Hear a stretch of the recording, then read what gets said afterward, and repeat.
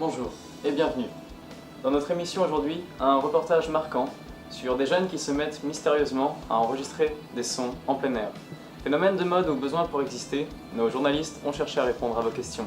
Un reportage signé Logan Melchen et Timothée Girard. C'est dans le petit village de Fay que l'on retrouve ces deux jeunes hommes, étudiants en faculté de sciences, qui se sont eux aussi mis à cet étrange phénomène. Nous, on veut juste comprendre comment ça fonctionne, quoi. C'est quand même important de savoir pourquoi et comment le son diminue quand on s'éloigne de la source. C'est utile dans plein de domaines, et on retrouve ça partout. Dans les orages, les spectacles, les concerts, tout ce qui dépend du son se gère grâce à ce qu'on essaie de comprendre ici. Mais comment procédez-vous ? Au début, on a voulu capter le son d'une voiture, et voir comment évoluait le son quand la voiture s'éloignait.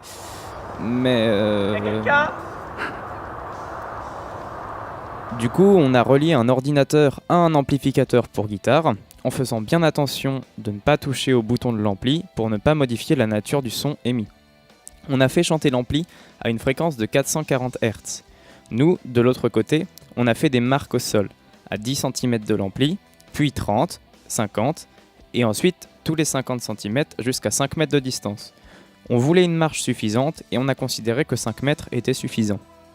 Évidemment, pour cette expérience, on a dû considérer certaines hypothèses, notamment l'absence d'écho en extérieur, mais aussi le caractère omnidirectionnel de l'amplificateur. Le vent et les autres critères météorologiques, comme l'humidité et la température, ont quant à eux été négligés. Mais avec ce montage, qu'avez-vous fait ? On a mis un téléphone au-dessus des marques, bien en face de l'ampli, et on a enregistré le son perçu à chacune de distance. Écoutez, celui-ci est perçu à 10 cm, et celui-ci à 1 mètre.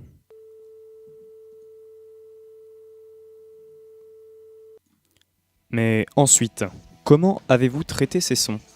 Tout d'abord, il a fallu qu'on retrouve la sensibilité de notre microphone, car on ne pouvait pas faire les conversions nécessaires sans.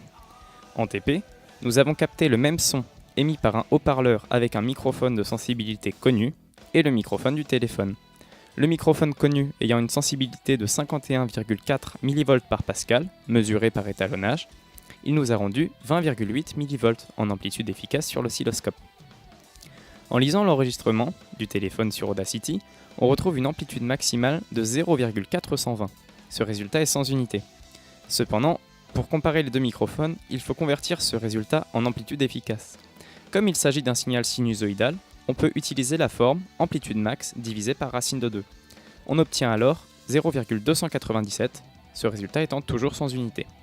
Comme il nous faut une sensibilité en pascal-1, on multiplie ce résultat par le rapport sensibilité-résultat lu à l'oscilloscope du micro connu. On trouve alors une sensibilité pour le microphone du téléphone de 0,733 pascal-1. On regroupe dans un tableau Excel toutes les amplitudes maximales pour différents signaux enregistrés aux différentes distances et on les convertit en amplitude efficace de la même manière, en divisant par racine de 2. Donc, si je résume à ce stade, vous avez pour chaque enregistrement son amplitude efficace, ainsi que la sensibilité du microphone qui l'a enregistré. C'est ça ? Exactement. Ensuite, il suffit de diviser chaque amplitude efficace par la sensibilité et hop, on retrouve la pression acoustique de chaque signal enregistré. On peut ensuite facilement convertir ces résultats en dBSPL, c'est-à-dire en décibels dans des conditions standards de température et de pression.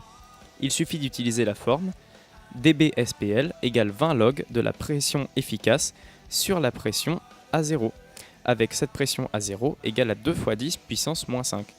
Et voilà, nos décibels SPL. Excusez-moi, mais je ne suis pas très familier avec tous ces termes. Que nous permettent ces décibels SPL ? Regardez ici.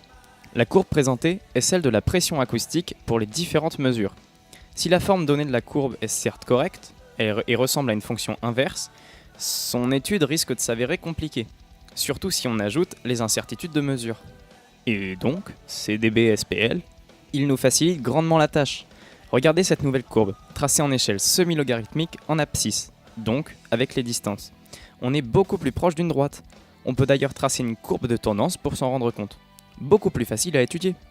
On peut alors facilement trouver un modèle, d'abord en pression acoustique avec la forme B sur distance, avec un B à déterminer. Nous avons choisi un B valant 4,5. Ensuite, de la même manière, on convertit ces pressions acoustiques en dBSPL et on ajoute cela sur le graphique. Voilà notre modèle. Je suppose que maintenant, on peut comparer les deux.